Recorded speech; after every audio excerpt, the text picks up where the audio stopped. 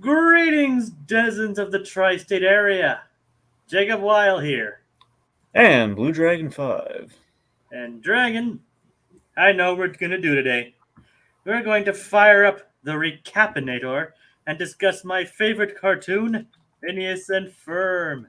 That's right.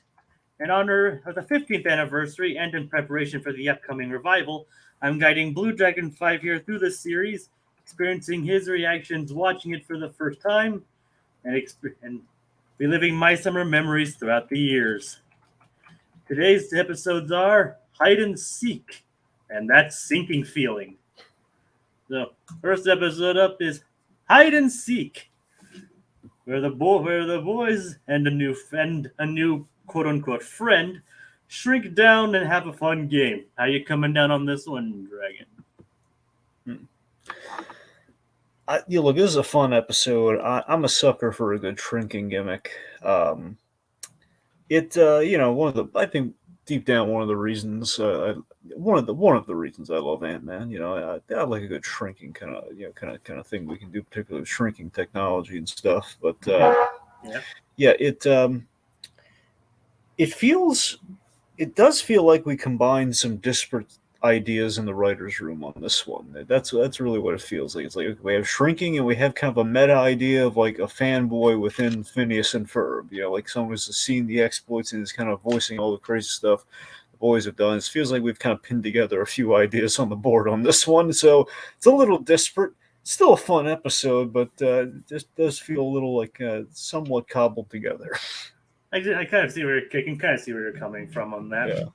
Not a bad thing. It just I can kind of see maybe some cracks in the Kensuke a little bit there, Yep. Now Code Geass, if we have Code Geass here, it's like, well, I'm capping here 2 days early. That means I got bust the boys 2 days early.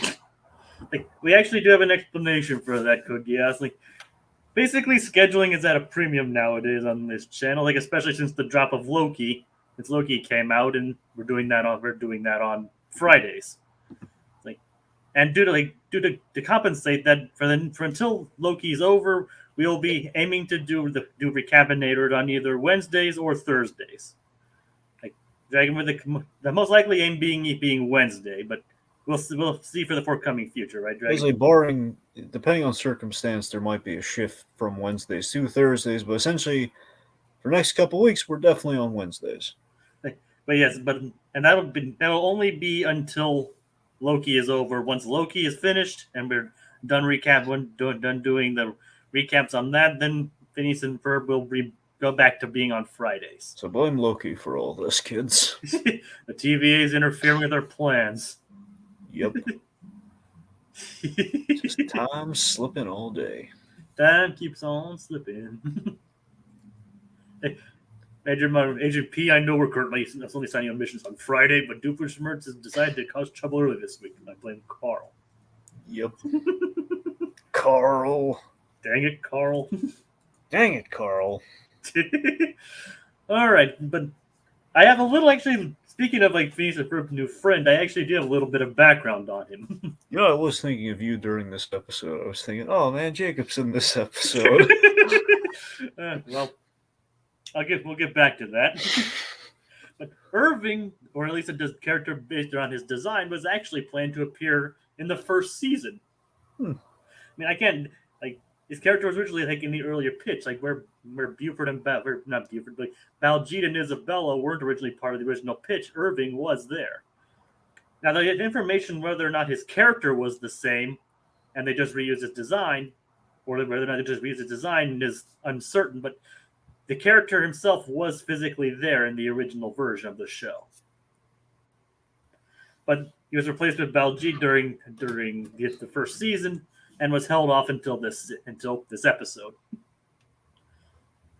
Just I can just imagine Baljeet just being like a drama queen on the set saying, "Excuse me, that's my dressing room." What are you doing here? I'm not. You're not friend number 5. That's me. It's like, but Dragon, did you recognize the voice of Irving? He sounded so familiar, but I did not place it. It's the lovely and talented Jack McBrayer. Right. That's what I. It's so funny. I did think McBrayer, but then I heard the voice like, I don't know if maybe it's just too, maybe someone sounded very similar to Jack McBrayer. I doubted the McBrayer factor, but I guess that was him.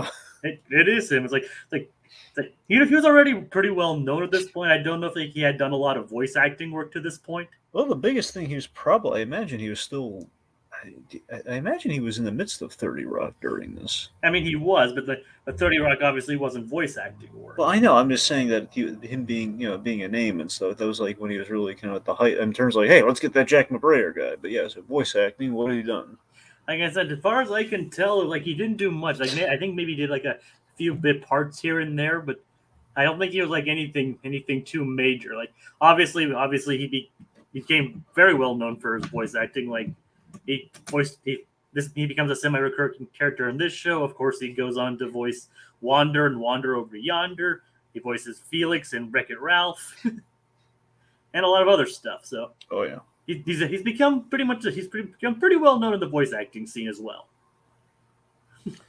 And he's just all around a great guy. Did we have him play the Ghost of Christmas Past in the DuckTales? Yes, That's what I thought. he wasn't DuckTales. Yes, who spoiler alert becomes the Wendigo. Like that show's been out for a couple of years. I think it's safe to spoil that, but it was a spoiler alert. Yeah. Like I mean, you've seen that, so Yeah. And that is a good episode as well, by the way. But which actually does kind of play on the fact that he usually plays nice guys. All right. Okay, so moving on from Jackie Boy. Yeah, Jack's an all-around great guy. I haven't met him, but I hear he's just like a great guy to work with. Yeah. But moving on, Dragon, as you were saying. Yeah. So, anyways, I guess just Baljeet just being threatened by Irving, just in terms like they went with Baljeet, now we're stuck with Baljeet for better or for worse. Come on, I like Baljeet. No, I'm serious. We all know we love Baljeet. I'm just taking some pot shots at him because of the recurring thing we usually have, where like Baljeet just always has Phineas and Ferb do his dirty work. Well, Baljeet actually kind of goes through the ringer in this episode. He does. That's what I'm saying. I don't. I guess some justice strikes this episode. I mean, some unnecessary karma. There you go. Unnecessary karma. I mean, yeah. Anyway, you kind of feel bad for him especially in like one particular scene. You feel kind of bad for him. Yeah. But we'll get to that. Very memorable scene. We'll get there. Yep. Anyway, so I guess any other backstory, you want us to jump right into it? Yeah, jump right in. I mean, there's not really a lot of background to go into regarding the rest of this episode. Okay, so rain. Yep, it's raining. Very rainy day in Danville. It's a very rare sight in this show to have it actually be raining. It only lasts like for maybe an hour. It's the thing. It's raining barely.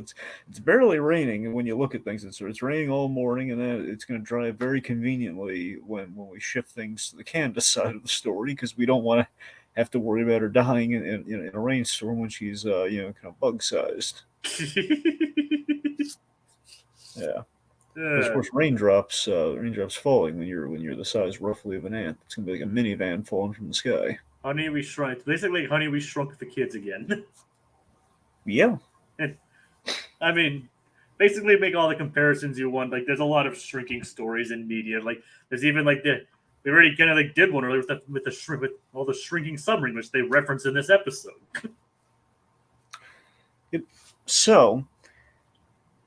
Let's see. So they're looking for something to occupy themselves. We have a gag about Isabella recommending they talk about their feelings, which Buford scoffs at until Baljeet gives it a shot. And what does Buford do? He just punches Baljeet in the shoulder. How'd that make you feel? I feel pain. This was fun. I just love the fact that it's like, what kind of fun can we have when it's raining? Like, we can talk about our feelings. Okay, I'll rephrase that. What kind of fun can we have when it's raining? And then like, see that? Oh, that kind of was fun. Meanwhile, let's talk about Irving, who just kind of like appeared in the room. He basically inserted himself. into the episodes. We have this wacky. This is such a wacky meta idea to have like a Phineas and Ferb fanboy in the in the show just randomly pop up. It's very Freakazoid-esque to me. It's very much like Paul Dini's creation of fanboy from Freakazoid, the giant Stephen First character sidekick to a Freakazoid, who Freakazoid desperately wanted to get away from and did not want him to be his sidekick. Yeah, I remember Fanboy. You remember how that episode ended, don't you? Vaguely, no. With Mark Hamill. I don't remember every single detail. I'm just saying, it was really funny though. The Freakazoid goes to essentially Comic-Con and tries to distract him, and Mark Hamill's there, and that's basically his out. It's like, why settle to be my sidekick when you can be the sidekick of a Jedi? And it's this hilarious thing where he just walks up to him, like he's doing essentially the whole "I'm your father" thing with him, only like fanboy, like fan celebrity and fanboys. Like, no, no, no. I am your fanboy. Essentially, that's pretty much how it went. It was really funny. Oh god. Anyways, the fact is we have an equivalent of that with Irving here, which is fine. But it doesn't look like Irving is like Carl in training. It doesn't look like he's like the Gen X version of Carl. It's funny you should mention that. there's a funny I mean, you'll find out eventually. Is he a time traveling Carl? Is this Carl? No, it's not actually Carl. Okay. Like, I mean, I'm not gonna spoil it unless you want me to say. No, I don't want you to tell me. I'm just, I mean, it's like because that's kind of tied to something that happens in the future, though. All right. But I'm imagining Carl. What if Carl had like an endgame adventure where he goes back? He can't say that he's Carl in the past, otherwise he's going to screw everything up. So he chooses the name Irving, and Irving, because he's Carl, knows everything these boys have done, and that's where he gets the little P&F scrapbook. Yeah, I hate to burst your time traveling bubble, but that's not what happens. I have no illusions that actually happened, Jacob, but thank you. I know. All right. So anyway, so Irving here, he's bringing up all the. I think it's a good idea we didn't do Irving in season 1 because we have built up all the season 1 stuff that he would have in the book. Yep, like the roller coaster, everything, and the time they had that soup. Now, Jay, it feels like we really should have spent more time talking about that episode. The soup episode, kid? Yes, the soup episode, Jacob. Are you daft, man? We've done a disservice to this show. We got to go back and we got to talk about everything. We should go back. The next episode we should talk about should be all about that soup episode, and we should pay special attention to it. We should be even more in depth. Do a 2-hour podcast on it, and discuss all the intricacies and the preparation of the soup. The crackers, if there were any, there may or may not have been. We don't know. We're a little fuzzy on those details. We'll regroup once we're 100% sure. Like maybe it was like the Ratatouille episode. Exactly, could be hugely pivotal to the whole course of the entire series. There may be clues with the rebranding we have coming up. With the reunion. Yep. Kind of the revamp. The revival, yes. The revival, yes. So we have no idea what Doofenshmirtz was doing in the soup thing. It had to correlate. He's doing something vaguely soup related.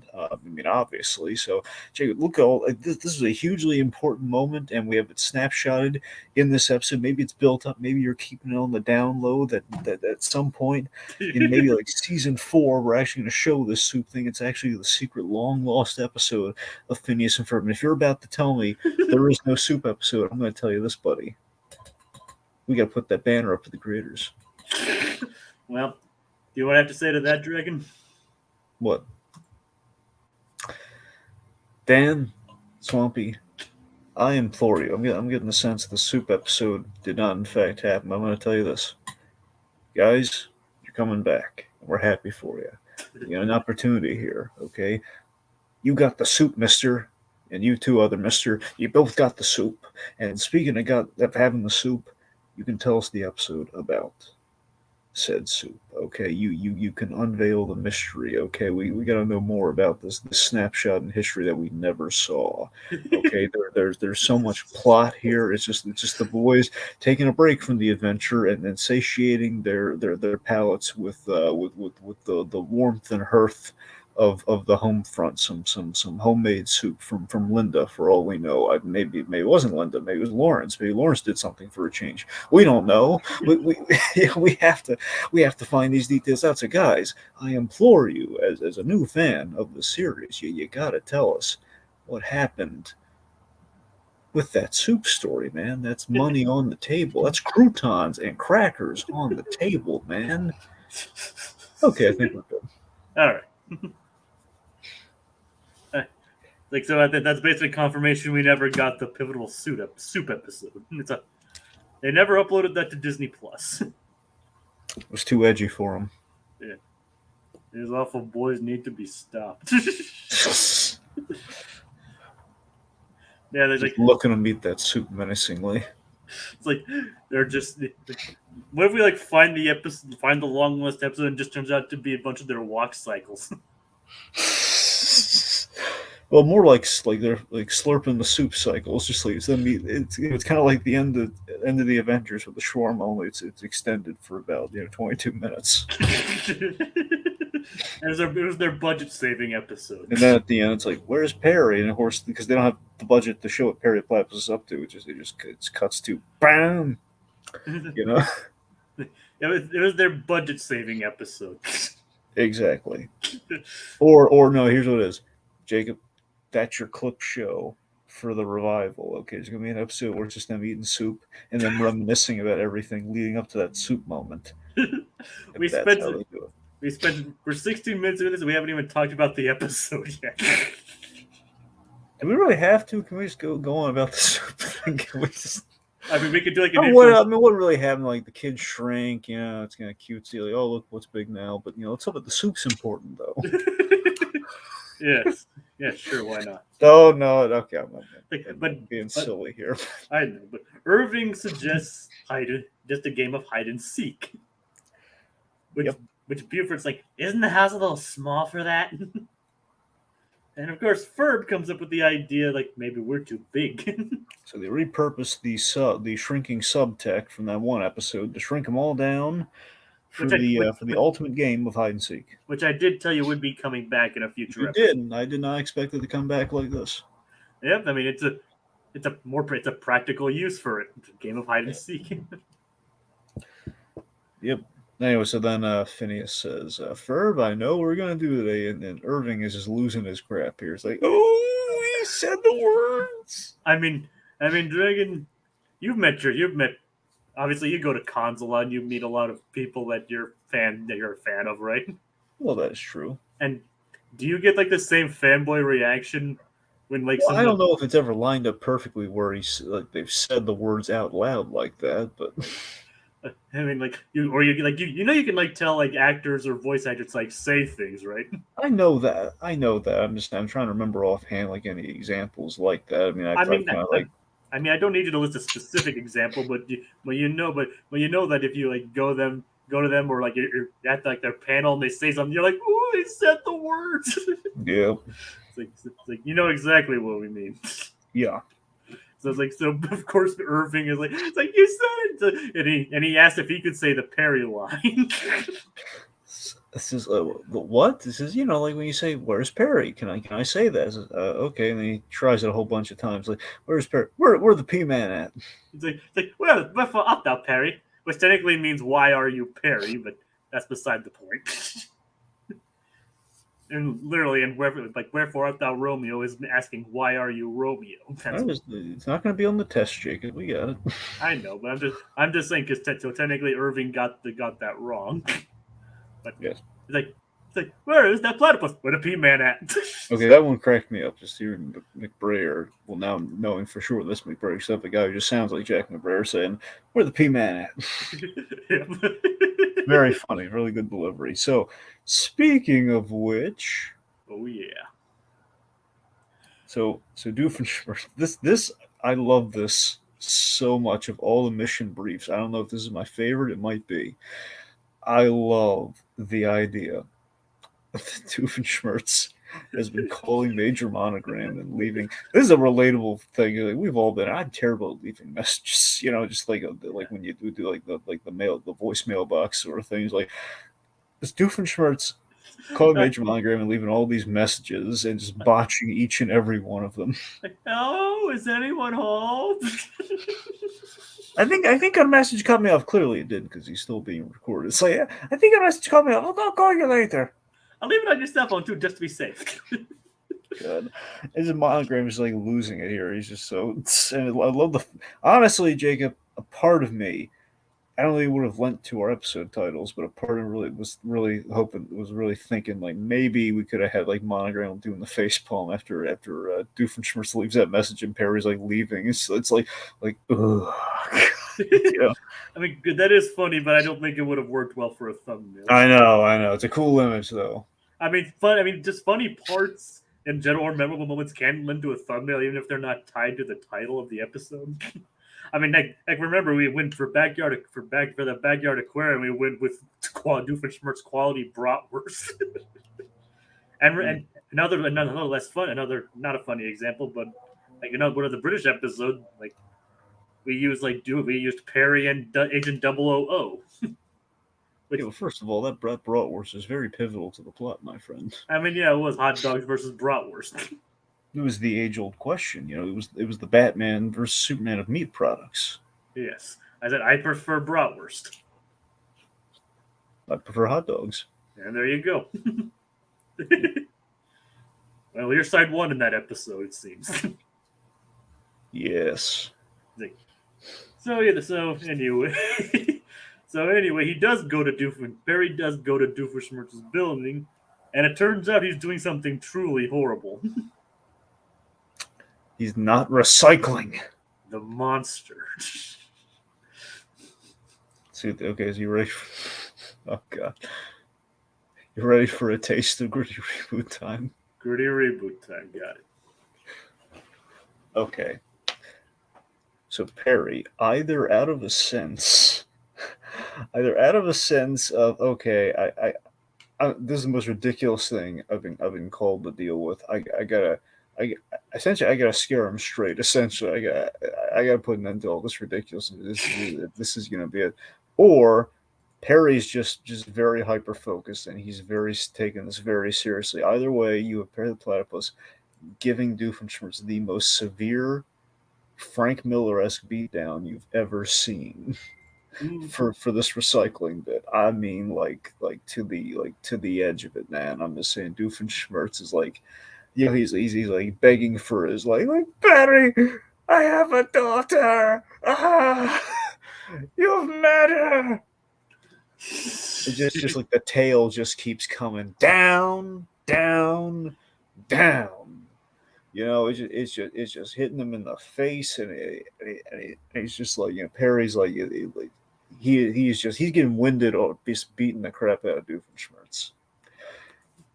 Just until Doofenshmirtz, he's grabbed by the lapels and he's like holding his hand up like he's gonna backhand him. And Doofenshmirtz like, okay, I'll never, I'll always be a psycho. I'm sorry. You have it's thunder, lightning out from the rain from earlier, and it's like you always have like that dun dun dun dun dun. It's intense. All right. He just leaves him there, so it's like he doesn't kill Doofenshmirtz this time, but he does leave him to contemplate and stew on life. Eco warrior, Perry the Platypus. Exactly, but either that or what's more messed up to you? Just Perry just doing that to actually teach him a lesson, or do you think Perry doing it so like Doofenshmirtz is like, hey, if you're gonna do evil, don't make it pathetic like this. I mean, both of them are probably reasonable in this regard, I guess. Yep. Anyway, so keep in mind, like Doofenshmirtz did try to go green a couple episodes ago. Yeah. Grievel and all that. Oh, I remember the Grievel. I love the Grievel. I'm so feeling the Grievel, man. This thing, in a couple episodes, I don't exactly remember how many, but in a couple episodes, he tries to increase his carbon footprint. I won't explain how, but he does actually try to do that. I'm looking forward to that one. Yep. Let me just. Anyway. And also, where does this? That's another thing he takes way too literally. But so, anyways, so basically, it's like, oh, you taught me a lesson, Perry the Platypus. It's like, I'll just send you on your way. But Pats him on the back, and he places a tracker on him. it's like Doofenshmirtz's plan this time is truly diabolical. Oh, it's sinister like you wouldn't believe. It's one of the most heinous things I've ever, folks. I've seen the Joker beat a kid to death, and it's one of the most heinous things I've ever seen. It's like I'll explain his plan, Dragon. Jacob, go ahead. Folks, anyone watching with a weak constitution, you may want to brace yourself. You may want to sit down. You may want to go to your nearest fainting couch. Anyway, go on, Jacob. Tell the folks about Doofenshmirtz. Doofenshmirtz, that evil, diabolical, dastardly, doofy menace has in store. What's he doing? What's the plan? The plan is to hijack a ride on Perry the Platypus, and to lead into Perry's home. Mm-hmm. So he's using this drone this tiny little drone to infiltrate Perry's house. He's gonna find out all his secrets. He can do God knows what terrible things to him. Jacob, what do you think he's gonna do? Did Doofenshmirtz say what he's gonna do? He's gonna find Perry's address, and then ring his doorbell and run away. That monster So, of all the horrible, unspeakable things.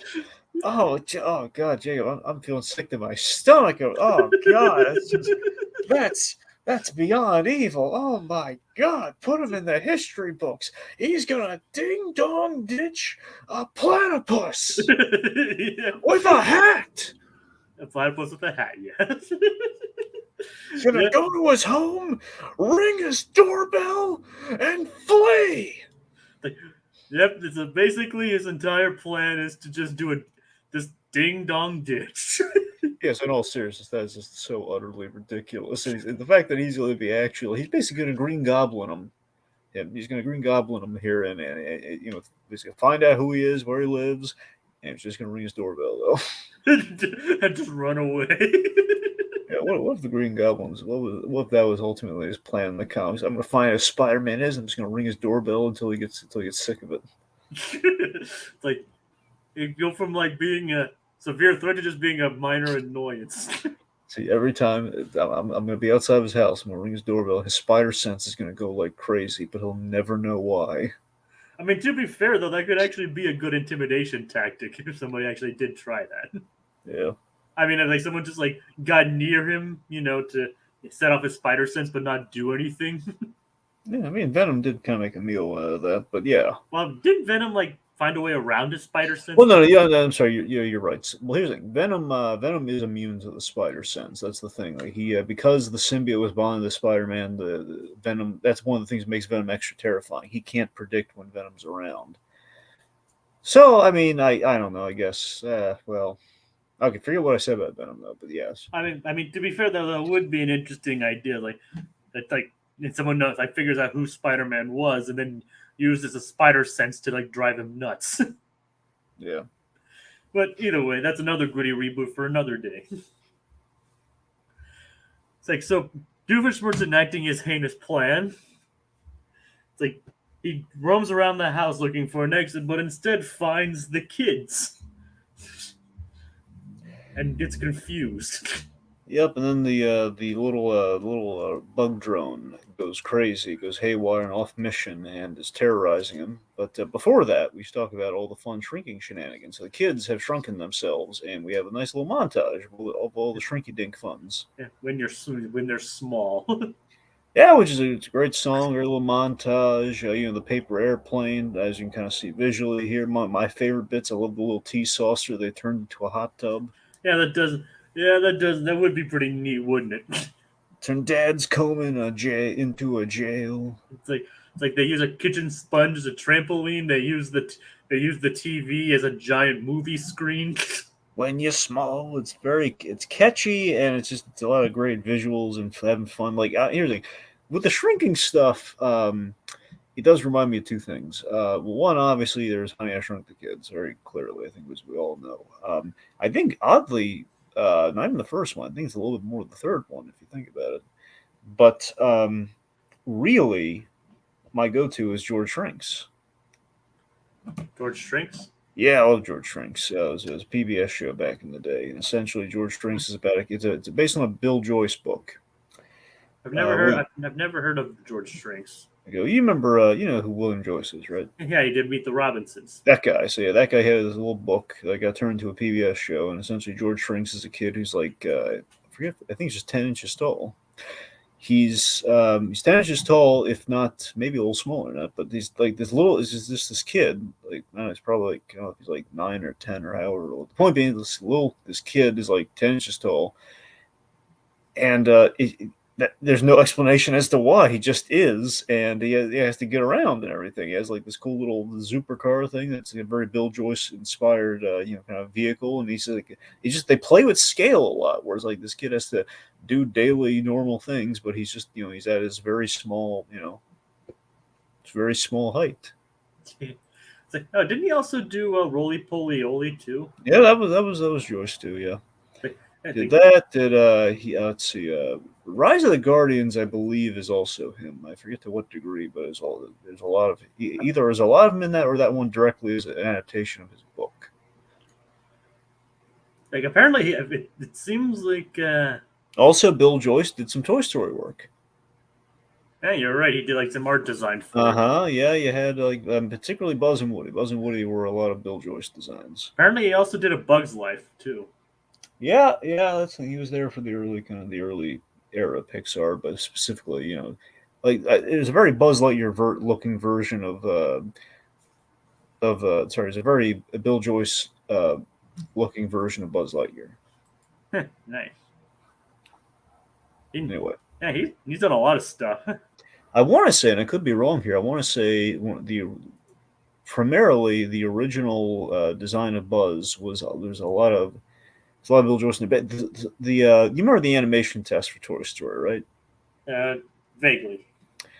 So it was it's Woody on the globe as the ventriloquist dummy version of Woody, but he's the cowboy though, so it's a little. This is like in the middle of things. Like it's not the original tin toy and the ventriloquist dummy, but it's it's Buzz when he was Tempest from Morph. Not he started off as Lunar Larry and then he became Tempest from Morph. And the Tempest from Morph design is the Bill Joyce look, where he's smaller, he's red, he's got like little blue and as like little little snoot thing that he wears.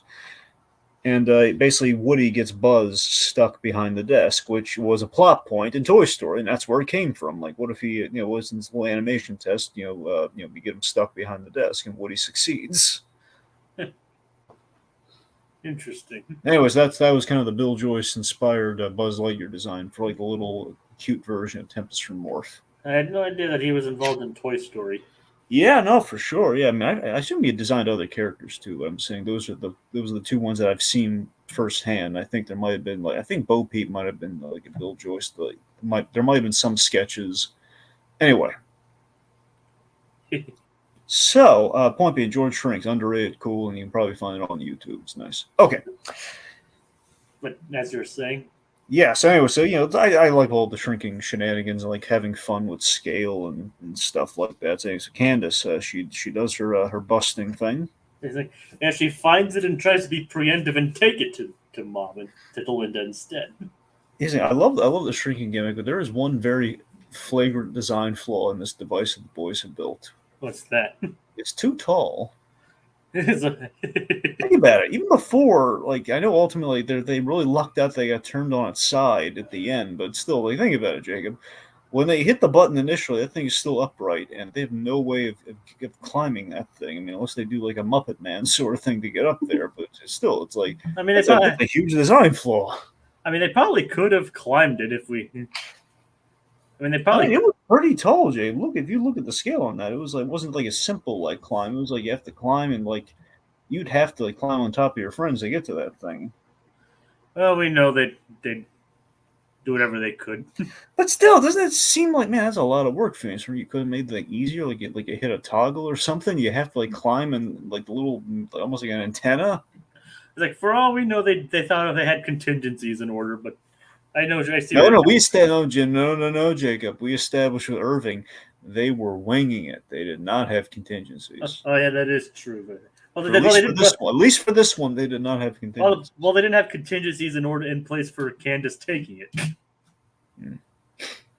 All right. Well, anyway, so Candace. So, by the way, yeah. So the hide and seek aspect of this episode, I don't know if you noticed this.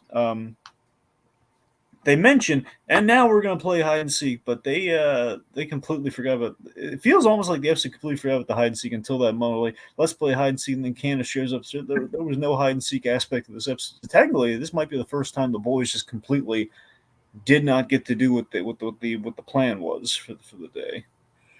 I mean, that first one that we see anyway. Well, that's what I'm saying. Like, the fact that, like, okay, well, they were in the midst of it, and then just completely didn't happen. Like, we saw it, like, before their own eyes, didn't happen versus them getting sidetracked with something else. Yeah, I mean, yeah, that makes sense. But anyway, so Candace, she goes off. She accidentally shrinks herself, but she's outdoors, and conveniently it stopped raining. Yeah, but that doesn't. Mrs. Garcia Shapiro, Isabella's mom, sees the device and takes it inside before Candace can regrow herself. Then now her side of it's completely Honey, I Shrunk the Kids. Yep, like with the giant caterpillars and dogs and everything. Yeah. All right, so then that's when they're trying to figure out what to do, they decide they actually come across the drone that Doofenshmirtz sent out.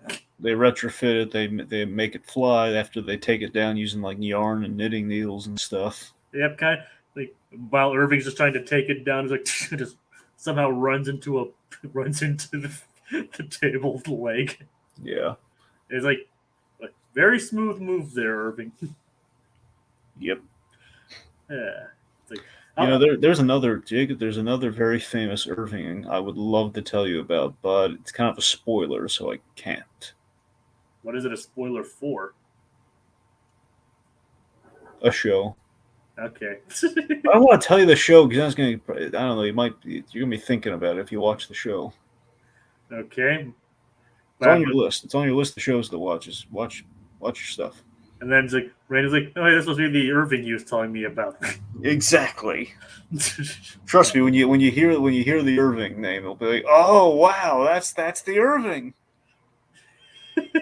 It'll be great. It'll be great. You just gotta watch through stuff. Okay.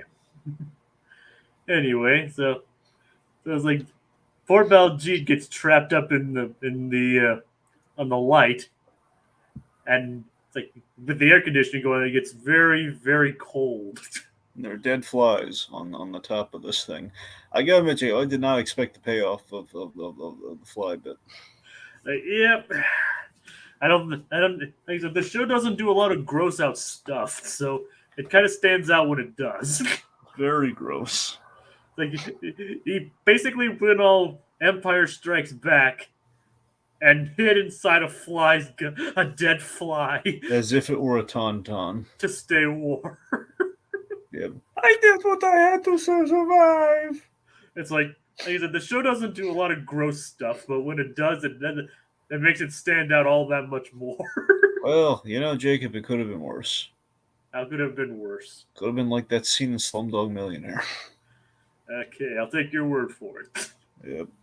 Because I have not actually seen Slumdog Millionaire. Well, let's just say that kid does something he needs to survive, and it is gross beyond reason. Oh, all right.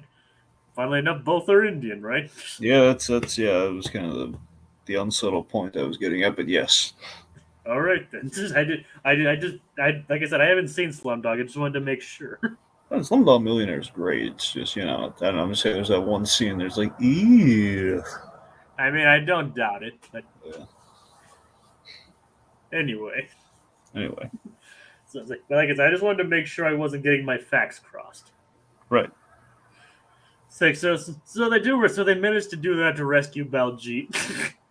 like it would, and then they rescue Candace from Pinky. And like, who smells like fly guts? I did what I had to survive. I said, you kind of feel bad for the guy. Yeah, I guess, but yeah, I know. I think it's kind of balancing the scales after all the times he's used Phineas and Ferb's genius for his own selfish gain. I think you're overblowing it a bit, Dragon. Moderately. Come on, man. He has been completely useless on all of these buildings. We've seen it with our own. That's only half a stretch, okay? It's there. I mean, every time it's like, it's. Hey, Phineas and Ferb, I need you to discover time travel. Hey, I need a wormhole to the moon, and I've somehow I built the specs, but I have no way of building this thing when I promised. Oh yeah, I can absolutely build this. Dragon is a portal to Mars. What did I say? The moon. Sorry, I meant Mars. I mean, they do go to the moon eventually. I know they go to the moon. I just didn't know if it was. Yeah. They do go to the moon, but the Baljeet thing is specifically a portal to Mars. And Right. remember, he did come up with the way of time travel, but they had already done it by that point. Yeah. It's like, well, thank you for inviting me. To be fair, he wasn't really a major part of their of the cast at that point. I mean, he only had like a handful of appearances. He didn't like regularly hang out with them at that point. So I was like, so of course they managed to get in there. They regrow themselves, but then Doofenshmirtz still trying to like randomly knock on it and trying to wake the drone. He wakes up Perry, and Perry just crushes the drone with his finger. Yep. Then Doofenshmirtz hits the self-destruct button, which actually works for a change because it's not in his close vicinity. Blows up the drone, but it's really tiny, so it's barely it takes out the shrinking device. Yep. So Candace looks crazy as per usual, and Doofenshmirtz. I love the ending of this. Yep. He's like, go on, Dragon. Then. Huh. No comeuppance. Why do I feel so empty? Which, yeah, that's just perfect. That's just, oh god, I love that. It's like he feels like it was very because he wasn't there. It's like he felt impersonal. Like, why do I feel so empty? It's like it's sad. You feel kind of sad, but you're like, wait a minute. It's just like he's kind of wanting to be defeated here. Like he caused his own defeat again, but Perry wasn't actually there to stop him. Yep. And it's just like it just came across as very pathetic. All right, so nothing left to say on that one. So that brings us to that sinking feeling, where the boys trying to help create romance. How you feeling on this one, then? I mean, look, the Titanic stuff. Yeah, it's a bit on the nose, but I mean, there's a fun slant to it. There's a fun slant to the episode, for sure. So it's I don't know. It's like at a certain point, it's kind of weird when you look at like all the times we've done Titanic parodies in animation. It's like I think the only one we've ever like probably, I think the one that comes to mind we've done pretty successfully is the Futurama one. But you mean A Night to Remember? Yeah, I believe that's the one, right? Yeah. The one they like the two. Yeah, that's it. That's what I'm saying. Like we've had like very rarely have we had the the Titanic parodies kind of really work out. But I don't know. It's just yeah. I mean, to be fair, this one isn't modeled exclusively after. No, Titanic. I know that. I'm just saying the fact that this one is very heavily, like a big plot element. Is like okay, the boys saw the movie Titanic, so that's kind of like yeah, but instead of like their initial plan was for the ship was to obviously put, as they mentioned, to put it in a giant bottle. Which is funny given the shrinking of last episode's. The fact they're going to go the opposite way here. Giant bottle. I mean, it would have been an interesting episode in itself, I guess, but yeah, it's like, and I do have a little bit of interesting. I looked up what Yar and Bristol Fashion meant. Like basically those are real nautical terms. Like Yar apparently means like ship, obviously means like like agile and ready to sail, and Bristol Fashion means everything's good to go. So those are actual nautical terms when it comes to ships. It's not just something the show made up. Well, I mean, Yar's been around for a long time, though. Not necessarily. I mean, yeah, but not everybody might know what they mean, or if it actually refers to boats. Okay. Anyway. I mean, I don't know. I just wanted to exposit on that. All right. So Baljeet yet again needs Phineas and Ferb's help. Like, well, to be fair, this time it's not to build anything. It's to Thank help. goodness. It's like to help him with his friend Mishti. Yep. She's different now. Did she turn into a werewolf or something? That's like, it's really funny. Like Phineas really wanted her to be a werewolf. Like Werewolf by Mishti. It's like, and she's showing no signs of werewolfism at all. You're missing the point. It's like she's a girl. She's probably a girl the whole time. Okay, that was really that was I love that. I love that line. She's probably a girl the whole time. It's like, yeah, well, is that wrong? Nope, not at all. All right, so yeah, go on. You can explain it. Yes, essentially we have this cute little friend of I thought this was I like the Mishti Baljeet thing. I thought was kind of cute. The idea, okay, so Baljeet has this little friend growing up, and she's back, but yeah, the little times passed. He's I guess he's slowly kind of maturing, and girls maturing faster than boys and everything. So he's like he's developed feelings, a feeling he can't quite describe, but he's feeling something for Mishti. Like I just love like the visual of it. Like he's like and then it zooms in like the whole boing image on it. The whole like zoom in boing image. Yeah. So he's wigged out over the status quo shift, which I mean, it's cute, I guess, right? Like Baljeet kind of falling for the girl. Yeah, unfortunately, we never see Mishti again. Oh, are you serious? Yes, I'm serious. Jacob, throw up the graphic. I mean, obviously, Mishti. I mean, we will explore Baljeet's romantic sides in future episodes, though. But we never actually see Mishti herself again. She is referenced, but never actually seen. Swampy, Dan. Guys, are you kidding me with this? We spend the whole episode introducing Mishti, pretty solid character, and it's like we gave Baljeet a little friend, makes him a little frazzled, has a good interplay with Isabella in terms of the parallels to she's not so much interested in Baljeet. I mean, there's a friendship there. There might be some room, but she's not head over heels. Whereas Isabella with Phineas, there's a great dichotomy there. What gives, guys? Seriously, what the heck? I mean, bring her back in the revival. I mean, honestly, guys. I mean, like I said, Baljeet's the romantic angle of Baljeet actually is explored in future episodes. Are you saying we're going to introduce another girl that Baljeet might have feelings for? Well, technically, no. Technically, the character who is interested in Baljeet has already been introduced. Oh. Huh. Yeah, I'm not going to say who it is, but you'll probably... I can take a wild guess, Jacob. Who is it? Fireside Girl. It is a Fireside Girl, yes. Oh, big surprise. It's going to be a Fireside Girl. Oh, great.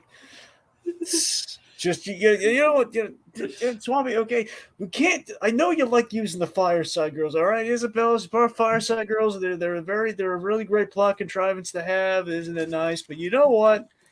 I know later on I've gleamed it that we like pairing up some of the Fireside Girls with our main guy cast. It's just, come on. Okay, we can't just small world all of that every which way, all right? Let's spread around a little. Well, it makes more sense than just a childhood friend out of nowhere, I guess. Yeah, but we have to introduce her. It's only out of nowhere because you don't bring her back anymore.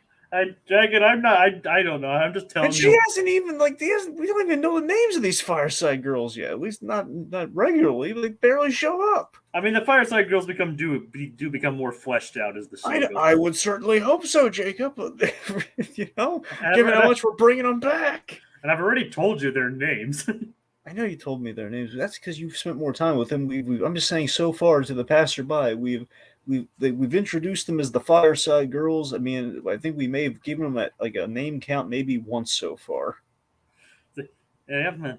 Do you want me to tell you their names, or do you want to wait?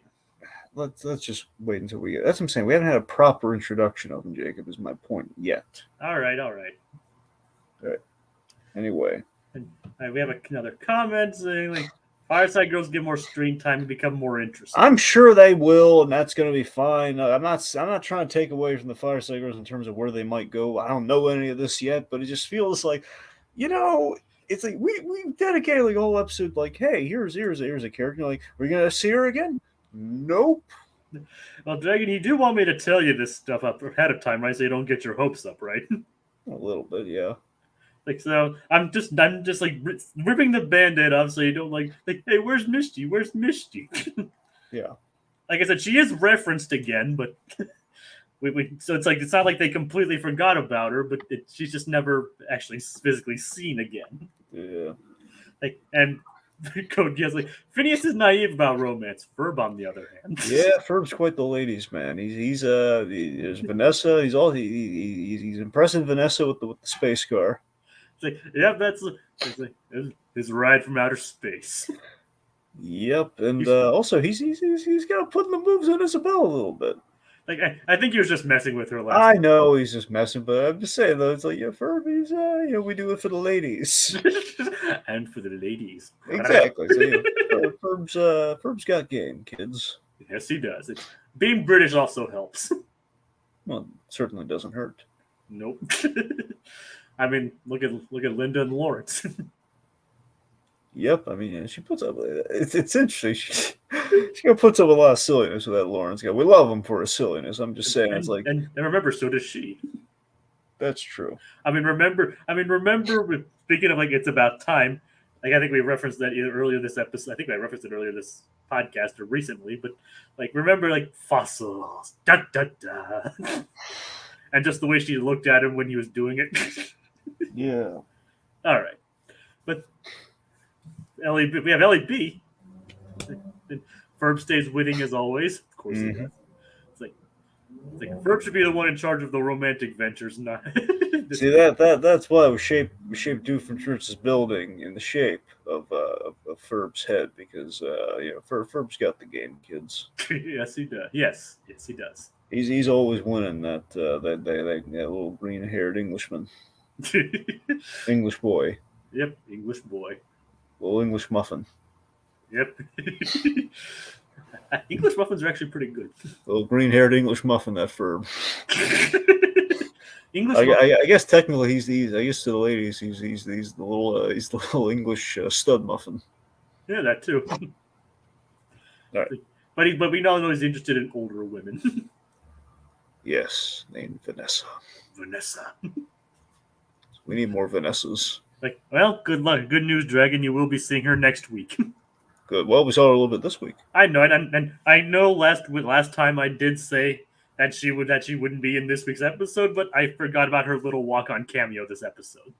Yeah, let's talk about the spinoff, Candace and Vanessa. Let's talk about that spinoff. I mean, that would be an interesting spinoff, nonetheless. And like I said, as you've seen in a future episode, they do that we covered for Haunted Holiday Hijinks. They do become kind of friends. Yes. Okay. So, point being, Mishti. The stakes of Mishti here, status quo is shifted. Baljeet's freaking out. We have a Powerpuff Girls reference, which is really funny. It's like, I don't know what girls like. Isn't that sugar, spice, and everything nice? That's what they're made of. I'm not trying to build her. And I'm thinking to myself, yeah, Baljeet, you better not be, Mr. Okay, because it's just that'll be 3 strikes and you're out, buddy. I mean, to be fair, I think that phrase did exist before Powerpuff Girls, but obviously, like you, Dragon, I associate that phrase most with Powerpuff Girls. Come on, Jacob. Who are you trying to kid? Sugar, spice, everything nice. Powerpuff Girls reclaim that term. That's theirs now.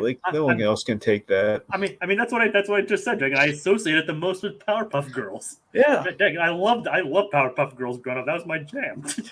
No, I'm just saying though. It's like, oh yeah, it was in the lexicon before. And screw that. The Powerpuff Girls, like they essentially they unofficially bought the rights to that. Now. I know, but they had a little help from Chemical X though. Yes, that's what made it's the X Factor. That's what made them the Powerpuff Girls. That is the X Factor, my friend. So, speaking of Powerpuff Girls, the team up between Doofenshmirtz and Mojo Jojo would have been hilarious. Guys, imagine Doofenshmirtz just being upset with Mojo Jojo for stepping on all his lines. It's like, okay, this guy's just incredibly redundant. I mean, he just says the same thing over and over again. Yes, we get it. You went to the store, you got eggs. Oh, I love You Mojo. don't have to go over it like 50 times. It just gets old. I love Mojo Jojo. We all love Mojo Jojo. Not only am I the greatest villain in all of Townsville, the greatest chef in Townsville. He's a sushi chef, man. Yep, it's like I love when it's like just like Mojo just trying to have an ordinary day, I love it. and just everything just still goes wrong. Mm-hmm. And I spent like the one that comes to mind. I know we'll get back to the episode after this, but like when he's like when Bubbles thinks she's Mojo Jojo, and like it's like and they still think it's and the Bubbles and Blossom and Buttercup still think it's his idea. It's like I'm wet, I'm naked, your sister's wearing my clothes. I just swear Roger Jackson's delivery just makes him so much funnier. I met that guy once. How was he? Oh, he's awesome. Nice. Did he do the voice for you? Yeah, he did the voice for me. I didn't ask him to. He just did it for me.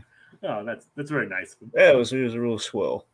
I didn't even mention that I did Scream. I just praised him for Mojo Jojo, and I loved it. Nice. I would actually love to meet him. He's not coming to my upcoming GalaxyCon, unfortunately. But who knows? Maybe he'll be confirmed in the next coming weeks. But sadly, no confirmation yet. We are getting Vincent D'Onofrio and Charlie Cox, though. Speaking of Vanessa. Both of them? Yes, both of them. Did I just make you sad? Yeah. Sorry. We had no one this year at my con. Sorry. Well, no, I shouldn't say no one. We had Chris Sarandon and Ken Page, but I've seen half of them before. Yeah, we're getting them too. Moving on. we're getting Chris Sarandon and Ken Page too. Moving on. Yes. And this year I met Phineas and Ferb too. Unfortunately, it wasn't Tom. I mean, I can't say unfortunately, but the one who's taking over for Ferb, Thomas Sangster. I didn't meet him, but I did meet the new voice of Ferb. Okay, so they scrapped the giant bottle plan. Yep, it's like scratch the giant bottle. I know what we're gonna do today.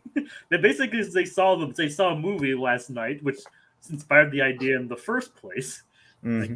and they decided to repurpose it for romantic purposes. I don't know if Linda should have let the boys watch Titanic, though. Yeah, I mean they're old enough. I mean it's PG-13. Well, no, by definition they're not old enough. I watched PG-13 movies when I was around 10 years old. I know you are allowed to. I know we can watch them. I'm just saying technically. Well, actually scratch that. It says with parental supervision. If Linda watched it with them, then I guess it's fine. Parental guidance. Remember, it's parental guidance suggested. That's what PG and PG-13 stand for. Thank you for the history lesson, Jacob. I know. You're welcome. Yes. But to be fair, it kind of does teeter the line a little bit. This man's gonna be really awkward during that heart of the ocean scene. Yeah. Maybe they watched it on TV and it was a censored version. I guess, but you have to sit through all those commercials, though. Yeah. As Code Geass did just pointed out. A part of me would like to think Linda's like, oh, I forgot about that scene. She's shielding the boy's eyes. Hey, so maybe they just censored it on the TV version. Well, I mean, yeah, if you want to do the boring way. Anyway, so streaming wasn't massive yet, Dragon. So I know streaming wasn't, yeah, but HBO was still a thing, though. Yeah, I know, but anyway. Right. So cancel the giant bottle, and so they decided to repurpose it, like I said, for romantic purposes. Meanwhile, as to deviate from that slightly, Major Monogram and Carl, they're playing Guitar Hero. Or rock band. They're playing something where you hit the buttons on the fake instruments. Yeah, but it's like you gotta pick it up a little, sir. They're starting to boo. I can hear Carl.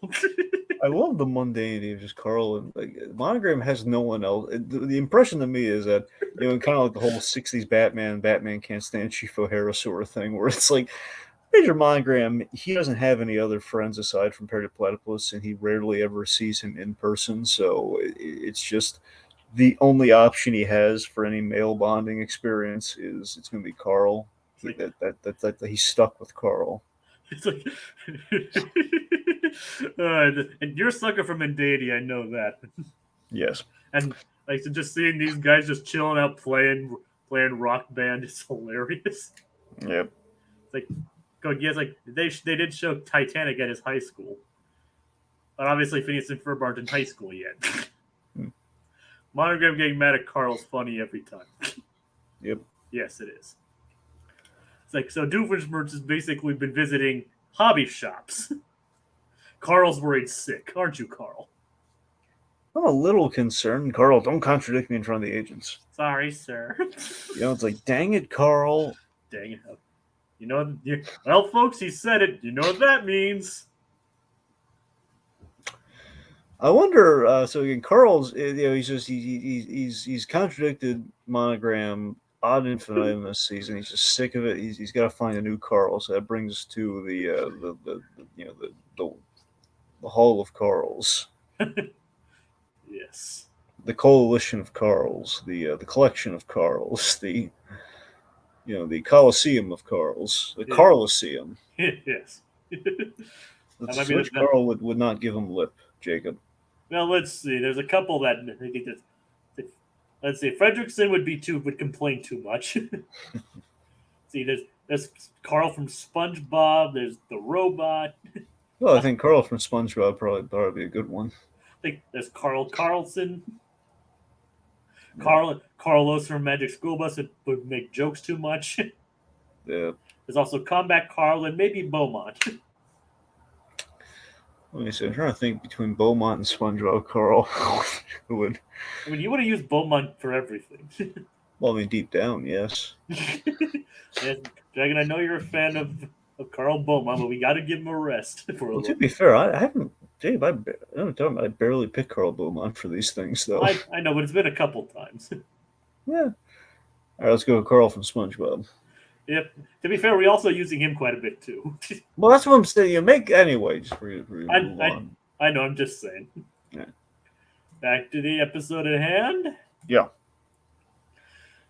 So Baljeet tries to go. He rings his own doorbell. And his mom greets like, "Aren't you in the bathroom?"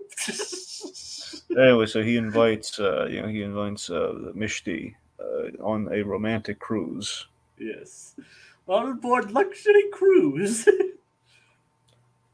And meanwhile, Candace is wishing that Jeremy was more romantic. It's like Romeo and Juliet, but without the dying. At least they brought that up because they do die. So, spoiler alert for a play that's been around for several hundred years. Jacob, I was going to do it next week, and you just ruined it for me just now. Or are you going to watch like Baz Luhrmann's Romeo plus Juliet? Yeah, you've ruined the experience for. No. I've seen that. I'm not crazy about that. All right. Or did you like see the 50s version of it? I'm just kidding. I believe it was 60s, but yeah. Oh yeah, 60s version. Anyway, Baz Luhrmann's had better films, I'll admit. Yeah. Anywho, like Moulin Rouge and Elvis. So I love Doofenshmirtz's plan here. Yeah, he's like, what? Dude, first off, the backstory. It's like he was talking about how his real estate agent showed him numerous places within his budget, which include like a little rundown shack, basically a trailer park and a porta potty. So then he found this building that was in his budget and looked great, had an ocean view and everything. The Ferb head-sized building. Yes. And it's great, and I love his backstory for how he got it so dirt cheap. It's because it's so close to the ocean, you keep hearing the noises of the horns on the ships. All the foghorns. And it's the lighthouse that he just looked like he just tilted his head at a 45-degree angle one of those days and noticed the lighthouse. So it's a very understandable motive that he has here, which is kind of interesting considering lighthouses generally don't actually attract ships. It's actually their exact opposite purpose. It's to like warn them of like oh hey, you're getting close to land. But as you're saying, I don't understand motivation. He wants he just wants to get some sleep, and I can't quite fault him because he was kind of gypped by that realtor. I mean to be fair, you got to work with your budget, Dragon. I know he's got to work with his budget, but in fact, that guy did not. It was like a thing where he really should have disclosed. Okay, now fair warning, there's gonna be noisy boats at night, so you might want to buy some noise canceling headphones or something. I mean, to be fair though, that is the best place out of all the ones you were shown. No, of course. I mean, remember one of them was a straight up porta potty. I mean, Jacob. I don't know about your living conditions, but the porta potty. It's just. Was it like a TARDIS porta potty or something? I mean, we never stepped inside, so we'll never know. Maybe it's bigger on the inside. It might be. It might be extremely spacious. There might work like Futurama. There might be a back area to that porta potty. Would have opened up and showed up a big room. You mean they had a big closet in it? Yeah. Well, so, yeah. It's like, you want to sleep in the closet? Humans. Weirdo. Okay, so let's start with the best Doofenshmirtz joke in this whole thing. Yeah. Okay, you know me. I'm a sucker for models. Oh yeah. So I love that Doofenshmirtz built this awesome scale model of Danville. He put his heart and soul into it. Spent the whole weekend building it. It's like, in my building. See, there it is. And we just have this thing of like, of Doofenshmirtz building this thing, and like Vanessa's walking by and says like, "Oh, I hope Harry the Platypus appreciates this." He won't. I know. I know. And he just sounds so sad. He just sounds so sad when he realizes, I hope Harry the Platypus appreciates all the effort I put into the scale model. He won't. I know. I love that in their fight, Doofenshmirtz, Perry's really mean when he hit him into the scale model. And you're like, I spent a whole weekend on this. I love that Doofenshmirtz is so pissed off at Perry the Platypus. He tells him, you know what? We're done here. You can go. It's like the light has launched. Go tell Major Monogram you lost this one. Yeah, it's one of the few times Perry actually, quote unquote, loses against Doofenshmirtz. I know, it's awesome. Yeah, but that doesn't keep in mind though. We'll talk about this later. He does manage to launch the lighthouse, and Perry doesn't succeed in stopping him. But that doesn't exactly mean Doofenshmirtz's plan goes as he hoped. Mm-hmm. Because he forgot to put on a steering mechanism. And it leads to something else that we'll get to at the end of the episode. Yep. So, of course, at the ship, at the boat, the boys have got their ship into the harbor. Somehow they got it there. I don't know how they moved it there, but they did. And of course, Phineas invites Isabella on board to help, and she thinks of course, she begins to think it's for her. It's not. It's not, unfortunately. Yeah, so then we have this. Now, this I love, and I kind of wish we lean into this a hair more in the Titanic stuff. But again, it's not bad to do the Titanic stuff. It's just I don't like giving Cameron the satisfaction sometimes, frankly. What happened? Oh. I don't like giving Cameron the satisfaction sometimes, frankly. All right. It's just too much success for that guy. Anyway, sounds a little petty, but all right. Look, I like Cameron. It's just like it's like re-releasing his movies all the time. It's like, come on, that's a little, it's a box office. I think you're still just salty that Avatar took Avengers Endgame off from being the highest grossing movie of all time. Only because Jacob, it's because he keeps re-releasing. That's not fair. He just keeps putting them back in theaters again and again. I know, I'm not denying what you're saying, Dragon. I'm just saying I think that might be a part of why you're so salty about it. Yeah, I'm not saying he's a bad guy or anything. Just it's a bit much. Yeah. It's manufactured success. It's not earned success at that point. It's like he earned the initial success and then got greedy. I mean, I think he's earned it. I think he earned a lot of his success, Dragon. I mean, no, I'm saying initially. He absolutely earned all that success, but then he got a little greedy. It's like I'm going to re-release it a bunch of times. I mean, remember he did give us Aliens and T2, so I think we can absolve him of those sins. No, I absolve him of all the initial sins, and like that's what I'm saying. He's built a very respectable career, off of T2 is something you can rest his laurels on. But And Aliens. yes, but they didn't create it though. Like he didn't create it, but he did make the. But Aliens is still like one of the best sequels of all time, which is He did, he and, did. and, and it is arguably better than the original movie. That's what I'm saying. That's before we get into all this, all the kind of the Titanic onward kind of stuff, though. And Code Geass does say this, like, well, if you adjust for inflation, Avatar made more than Endgame.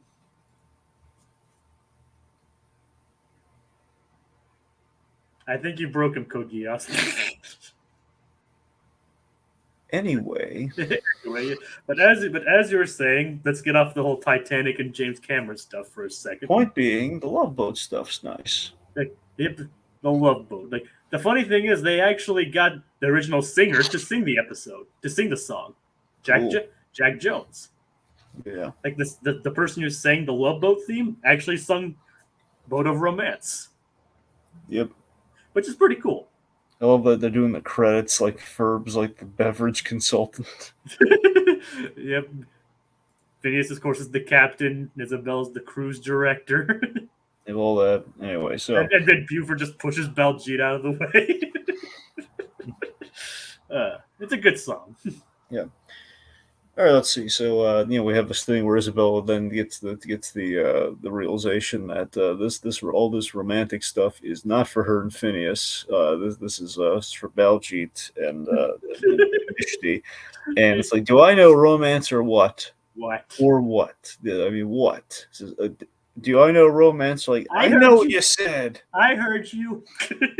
It's so funny when Isabel is ticked off. Yep, it doesn't happen that much, but she felt like he was playing her, and like this is one that we actually see her blush too. I'm a sucker for blushing. I just find it adorable. That's all I'm saying. And he actually did manage to do it, because make her blush, because she thought it was for her, only to be like, wait, this is Phineas we're talking about. Anyway, go on. Yeah. All right, so we have like all the trimmings here. They got like a nice spaghetti dinner, the romantic food, and of course a Cupid. Dragon, who's the Cupid? It ain't Kevin Pollak, kids. It's Buford. Yep, it's Buford. Buford, just big old Buford in the Cupid diaper, and he's won some meatballs from the table. I love Buford being in there. Like, I love how ill-advised, ill-soothed this is. He's dangling, he's very top-heavy, and his feet are in everyone's face. Like, he asked to do that though. Yeah. He asked to be Cupid. It's like, if we didn't see him ask for it, but we know he asked for it. Mm-hmm. And of course, Mishti's not having a lot of fun with all this. Yeah, she's just trying to point out, we don't need to do like the romantic stuff. Let's just hang out like we used to. Ultimately, it's kind of a realization here. Yep. But is interrupted by the ship sinking. It's like, yep, Doofenshmirtz's lighthouse, which was launched, is now pulling the ships all over. Like, it basically rams its way through the ship. And basically causes it to start sinking. Now, initially, you're thinking, like, oh, my, for a moment, you're thinking Phineas saying, like, as Isabel was saying, where are the life preservers? Oh, we don't have any. What? We have fun preservers for a moment. You're like, Phineas, you madman. Like, yep, fun preservers. Jay, perhaps we should have the Gritty reboot up briefly. Gritty reboot? Does that mean it's Gritty reboot time? Yes, sir. It's Gritty reboot time. It's Gritty reboot time. Yay! I'm thinking about downloading like free children cheering sound effects for that. Yep. But maybe another time. Then. Anyway, so Gritty reboot time in this case would be not a far stretch. Would be just, what if we just had that scene play out, but there were no fun preservers, where it's like, oh no, there are no life preservers. Like, wait, what? It says, yeah, I didn't expect it to sink like this. No, there's no, or the Titanic didn't really have, like, they only had half the life preservers, and we lost the other half. So yeah, we don't have anything. It's just like Phineas. Yeah, basically Phineas almost having like kind of like a Willy Wonka kind of kind of in the tunnel meltdown of sorts here. Just it's like we didn't see it was just being seemingly very dangerous here and getting back to kind of like where he was in the pilot. It was a very cavalier, very reckless. Like this. Oh, we should have you sign these liability waivers. You all signed the waivers, right? God. Yeah, they did away with that characterization of Phineas very quickly. So then Phineas he washes the shore. But at the end, he's looking at the boat as it's sinking, and everyone's like, "Ah, this is supposed to be a romantic game." Ah, and they're all Like the captain didn't go down with the ship. Yep, they're all they're like he's like he maybe Ferb are like the lone survivors, and you see he sees Isabella's bow Wash up on the shore. washes up on the shore, and he then, oh no, I get it. She wanted me to make a move on this boat ride, and I got her killed. Oh, and Ferb's like, there. We knew what we were getting into. We saw that movie. Yeah. But there aren't any icebergs around here. We knew the risk. So it's just the fact that they knew this thing was supposed to sink per that movie, and it would be even darker if like they hit a button to actually blow a hole in the boat versus like Doofenshmirtz having to intervene. What if it was like a misdirected, like it's launching and it misses it, but then Finn's like, I'm gonna hit the button. Doofenshmirtz would do something like that though. Yeah. If he was to make a boat, it would have a self-destruct button. Yep, and then we get into the whole, the dark DNA side of things here, where like Doofenshmirtz was Phineas's real father, his biological father. Yeah, but that doesn't happen in the actual show though. No. That's why it's the gritty reboot. Yep. It's just I don't have any sons, just Vanessa. Oh, wait a minute, that one night. Oh God, I'm so sorry. I don't have money for child support right now, so I'm gonna go. To be fair, she was a pop star, so she'd pay him alimony. Yep. And remember, they also run a business, and she also runs a business too. So. Oh, hello, Linda. How's the antiques thing going? Yeah, remember that one night? Don't tell Charlene about that one night. I gotta go. Bye. Oh God. All right. So. All right, back to the fun preservers, though. Yep, the fun preservers. Well, they do live to the name. They do look fun. See, now this is a James Cameron movie should have ended. Get him on some fun preservers. Like, unfortunately, James Cameron had to adhere to reality when making the movie. So the fool. Unfortunately, I'm sure if the HMS Titanic had fun preservers, they would have used them. But unfortunately, they didn't. No. But yeah, the fun preservers.